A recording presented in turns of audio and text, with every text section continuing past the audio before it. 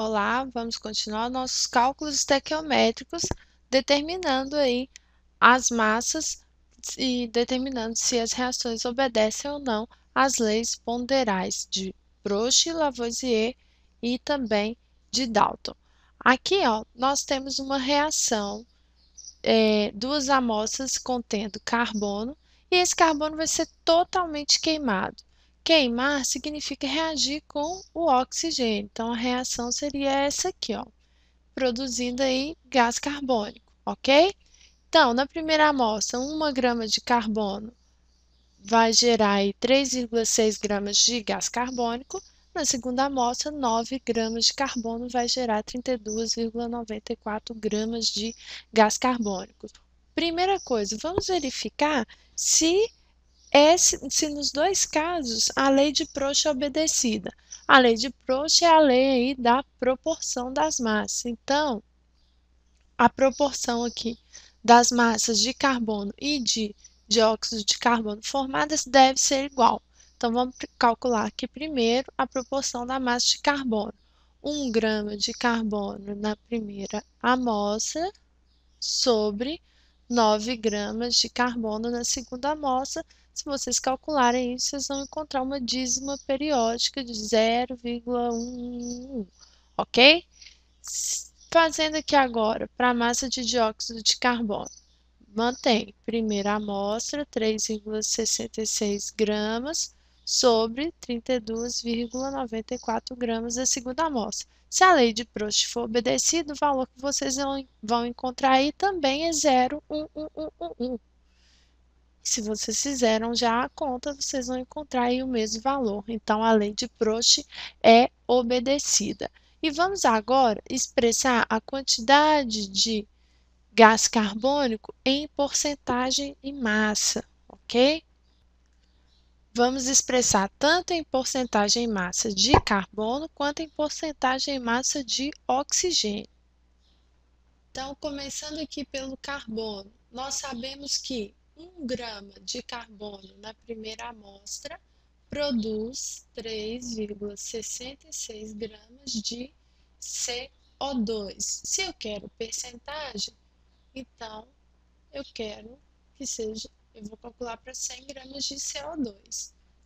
A quantidade de carbono é igual a X. Se vocês calcularem aí, o X vai ficar 100 vezes 1 dividido por 3,66, o X vai ser igual a 27,32 gramas. Como são 27,32 gramas de carbono para 100 de gás carbônico, eu posso escrever que a quantidade de carbono aí é de 27,32% para 100 gramas de CO2. E a quantidade de oxigênio? Como a soma das massas vai dar 100, né? Vai ser igual a 100 gramas. Então, a soma em percentagem também vai ser igual a 100. Então, o hidrogênio vai ser igual a 100%, que é o total, menos o hidrogênio não, né? Desculpa, o oxigênio. O oxigênio. Então, O2. Então, vai ser igual ao total, 100%, menos a quantidade de carbono, 27,32%. Se vocês fizerem essa continha aí, vocês vão encontrar o valor de 72,68%, ok? Seguindo aqui agora para o segundo exemplo. Imagine que eu vou ter uma reação entre carbono e oxigênio e eu vou produzir em duas reações diferentes, dois óxidos de carbono diferentes. Eu não sei quais são esses óxidos, mas eu sei que são diferentes. Na primeira reação, reagem 0,30 gramas de carbono com 0,40 gramas de oxigênio na produção desse óxido. Na segunda reação, reage 0,24 gramas de carbono com 0,64 gramas de oxigênio. A pergunta é, esses resultados estão de acordo com a lei de Dalton? Então, para verificar isso, a primeira coisa que eu vou fazer é manter fixa a quantidade de carbono e de oxigênio aqui da primeira reação, ok? Então, eu vou fixar esses dois valores. De acordo com esses valores fixos, eu vou calcular aqui a quantidade de carbono e de oxigênio que foram utilizados para a produção de óxido de carbono 2 na segunda reação e vou verificar aí se as proporções são se a proporção é um número inteiro. Se a proporção for um número inteiro, aí a lei de Dalton está comprovada. Essa reação obedece à lei de Dalton, tá? Então, olha só, olhando aqui para a segunda reação, eu sei que 0,24 gramas de carbono reagem com 0,64 gramas de oxigênio. Fixei a quantidade de 0,30 de carbono. Então, 0,30 de carbono reagiria com quanto de oxigênio? Reagiria com X. X, então, é igual.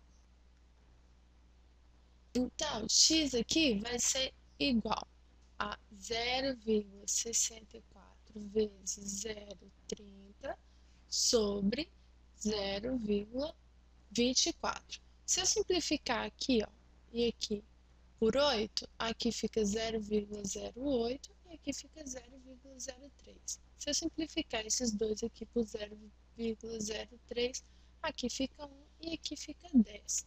Então, o x vai ser igual a 0,08 vezes 10, que é 0,8 o quê? Gramas de oxigênio, certo? Se a lei de Dalton for, se essa reação, né, melhor, obedecer à lei de Dalton, a proporção entre o x, o valor de x e a quantidade aqui de oxigênio da primeira reação vai ser igual ao número inteiro. Como que eu calculo essa proporção? Eu pego ali o valor de x, 0,8 gramas de oxigênio, e divido pela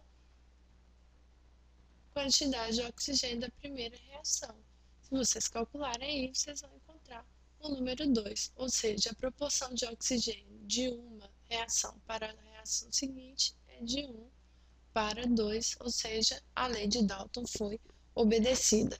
Espero que vocês tenham compreendido. Resolvam exercícios aí envolvendo as leis ponderais de Lavoisier, Dalton e de Proust. E se vocês tiverem alguma dúvida, enviem através do nosso site. Bons estudos e um abraço.